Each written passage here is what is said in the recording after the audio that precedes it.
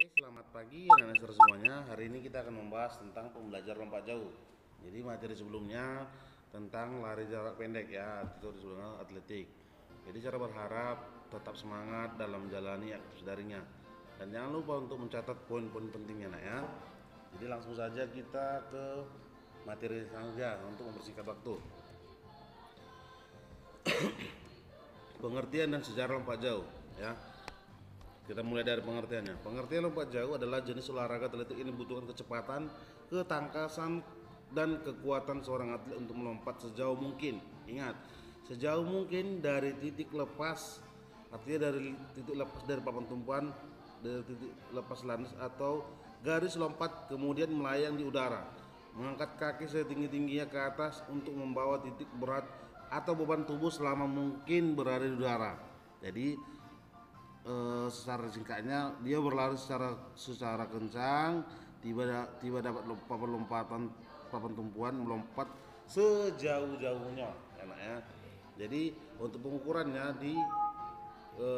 untuk garis pengukurannya dari papan lompatan ke titik di mana titik badan tumpuan paling belakang, bukan terdepan tapi paling belakang ya. Oke, sejarahnya. Sejarah lompat jauh bermula sejak 13 abad silam, yang mana olahraga ini diikutsertakan pada Olimpiade kuno di Yunani pada tahun 708. Bayangkan 708 sebelum Masehi ya.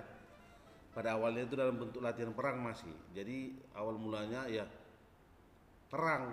Artinya perang ini kan kadang orang misalnya berlari sambil melompat. Artinya melompat ini mengelakkan baik itu bom ataupun bom ranjau, tembakan. Jadi melompatlah menghindar atau mengelak.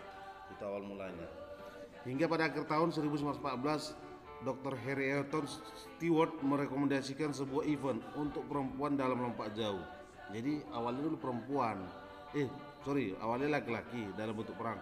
Cuma direkomendasikanlah pada tahun 1914 ya. Menurut catatan sejarah, saat itu lompat jauh pernah dijalankan peserta Sparta yang panjangnya lompatan mencapai hingga 7,05 meter. Ini termasuk rekor juga pada saat itu. Ya. Rekor luar biasa pertama dikukuhkan oleh James Owen pada tahun 1935. Dia mencatatkan 8,13 meter. Bayangkan udah lebar bak itu ya kurang lebih 10 sampai 11 meter. Dia hampir melewati bak pasirnya tadi. Itu dia. Dan akhirnya dipecahkan oleh Bob Beamon pada tahun 1998 ya.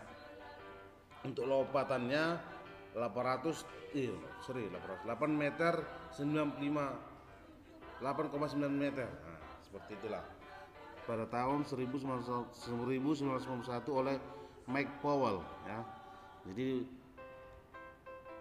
gak berkelang lama rekornya tadi dipecahkan. Nah, itu dia. Oke, lanjut. Hal-hal yang perlu diperhatikan lompat jauh. Ingat ini dia. Jadi papan tumpuannya ini dari sini dia mulai menghitung nah ya sampai ke sini ya. Ini artinya ini bak pasirnya tadi. Nanti kita bahas tekniknya. Kita bahas dulu yang ini saja. Cara melompat. Kaki diluruskan dan mendarat dengan kedua kaki ya, itu yang pertama. Artinya kedua kaki itu yang seperti pada saat mau pendaratan. Kalau dia walking the air ini berjalan di udara ini pada saat melayang. Dan posisi tangan ke depan ya. Tangan dan dalam posisi dulur ke depan dan badan condong ke depan melewati titik berat badan untuk menghindari pendaratan agar tidak terjatuh ke belakang sehingga dapat merugikan pelompat. Maksudnya bokongnya tadi. Kalau misalnya bokongnya jatuh duluan ya mau cakapnya ya bokongnya duluan dari garis ininya ke papan tumpuan. Tapi kalau tangannya di belakang ya tangannya. Tapi kalau misalnya kakinya depan, tangannya depan, posisi condong ke depan, ya tumit ujung kakinya dihitung, ya diukur. Oke lanjut. Kaki tidak kaku dan tegang, melainkan lemas dan lentur. Dan sendi harus siap untuk menempuh waktu yang tepat untuk menghindari terjadi keseleo sendi lutut dan pergelangan kaki. Jadi kalau misalnya kalau kaku ini mau patah kakinya tadi. Makanya kalau misalnya pelompat itu tidak ada yang oversize lah, artinya kegemukan.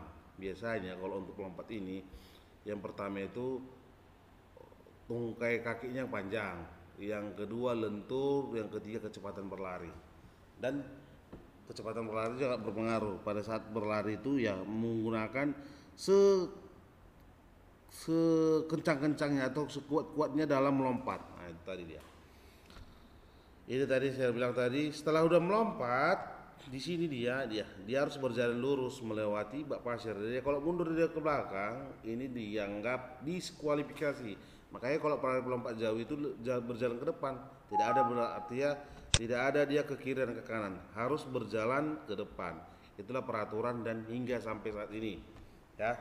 Adapun teknik lompatan yang antara lain, yang pertama dipanggil dalam 3 menit sebelum melompat. Kalau bisa tahu, kalau udah contohnya si Cele kita bilang pelompat A melompat, pelompat B dipanggil. Kalau pelompat B udah mau melompat, pelompat C dipanggil. Tapi kalau artinya 3 kali dipanggil secara berturut-turut melebihi waktu yang sudah ditentukan, makanya dia didiskualifikasi ya. Yang kedua, menumpu dengan 2 kaki ya. Bagaimana kalau menumpu dengan 1 kaki, kakinya ke belakang? Dia nggak didiskualifikasi. Saja dia merasa rugi karena sangat berpengaruh pada jarak lompatannya tadi ya. Mendarat di luar bak lompatan ya nggak boleh. Kalau seandainya kalau mendarat di luar bak lompatan ini bukan hanya didiskualifikasi, melainkan kakinya juga patah. Makanya ini bak pasir ini bak lompatan ini diisi dengan pasir, bukan pasir keras. Digemburkan dulu dia ya. Menyentuh tanah di belakang garis batas, ya. Tumpuan dengan tumpuan manapun baik sewaktu melompat, ancang-ancang lompat maupun sewaktu kelar kencang. Nah gini dia. Jadi sewaktu dia berlari dia, mana tadi musuhnya tadi ya. Nah ini dia. Kalau di sewaktu berlari, dia lompatan kaki tumpuannya tadi di sini melewati batas ini, ya dianggap diskualifikasi. Kebaikan kalau misalnya kakinya sebelum papan tumpuan, lebih baik lagi. Cuman ada baiknya dia pas di tengah, karena papan tumpuan ini berpengaruh tolakannya tadi. Karena beda dengan kalau misalnya kamu menginjak tanah, beda dengan tolakannya dengan papan tumpuan. Kalau kamu menginjak tanah pasti keras. Artinya tolakannya tadi tidak ada ayunan pernya lah kita bilang. Ibaratnya ayunan pernya tidak ada untuk bantuan tolakan kaki yang tadi. Makanya digunakan papan tumpuan. Oke, sesudah melompat dengan sempurna, pelompat berjalan baik. Iya, berjalan dengan baik ke depan tadi ya. Kalau dia telentang sama saja. Kalau dia telentang tidur ke belakang itu didiskualifikasi. Tapi kalau jongkok tangannya ke belakang, jongkok dia tapi tangan ke belakang enggak didiskualifikasi, cuma dirugikan lompatannya tadi itu dia ya. Lanjut. Jadi gaya lompat jauh. Yang pertama, macam-macam lompat jauh. Ada gaya jongkok ya. Gaya jongkok atau gaya mengambang. Jadi sewaktu dia ini pertama gaya jongkoknya, bergaya berjalan di udara, ini dia. Ya, ini dia. Berjalan di udara. Ini artinya memaksimalkan jarak lompatan yang tadi, jauhnya yang tadi. Makanya ada istilah walking in the air, berjalan di atas udara, ya. Jadi kalau misalnya kamu lompat jauh, ya usahakan tanganmu seperti ini mengambil tenaga. Dan yang ketiga gaya menggantung. Gaya menggantung ini dia. Dari sini udah mulai gaya menggantung sampai ke sini. Kalau udah jongkok dia artinya udah duduk. Ya. Lanjut. Nah ini dia untuk gambar lapangan lompat jauh ya. Gambar lompat jauh ini dia kurang lebih ininya rute larinya ini ada dia bervariasi tergantung si pelari tadi. Kalau saya rasa ada baiknya dia antara 40 sampai 20 meter. Terlalu jauh pun nanti terlalu menguras tenaga. Makanya kalau misalnya berlari dia jangan berlari kencang dulu jangan. Dia tekniknya ada dia. Dari sini mulai start berlari di sini masih artinya berlari santai. Di sini dia mulai kencang. Di sini dia udah mengambil artinya dari tengah dia udah melihat ininya tadi papan tumpuannya tadi yang merah ini tadi udah melihat, artinya melihat dia udah mengambil ancang-ancang kalau bisa kaki kanan ya. Kalau bisa kaki kanan karena kaki kanan itu tumpuan tolakannya paling kuat. Di jarak 10 meter dia udah mulai, dia artinya mulai dia mengambil kekuatan penuh dalam berlari. Nah, sampai berlari itulah membuat tolakan tadi jauh seperti ini ya. Oke, taman tumpuannya ini kurang lebih 9 sampai 10 meter saya bilang. Di sini buat 9 meter. Ini bentuk ini hop, ini step, ini jump. Artinya hop ini ancang-ancang, step ini udah mulai berlari, arti ancang-ancangnya hop ini udah persiapan lah ya kan. Step ini udah mulai ancang-ancang berlari atau mengambil ancang-ancang untuk menginjak papan tumpuan yang tadi. Sedangkan jump ini melompat atau pendaratan, baik melompat, pendaratan, apa semua kategori 1 ya. Oke, gimana kalau misalnya contohnya ini lintasan lari, dia lari dari sini dari kiri dan kanan, dan lari kiri dan kanan rupanya masuk ke sini, nggak boleh, diskualifikasi. Makanya ada aturannya, lintasannya ini ada jaraknya nih, ada lebarnya. Makanya kurang lebih di sini lebarnya ini 2 sampai 3 meter ya.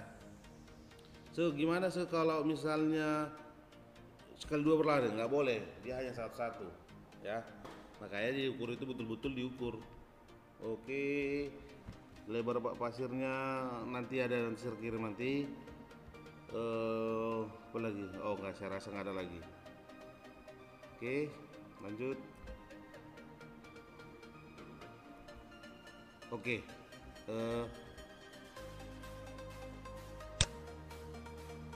sekian dulu pembelajaran bola volinya. Apabila ada yang mau bola voli lompat jauhnya, apabila ada yang mau ditanyakan yang belum jelas, boleh dijawab ke WA pribadi saya.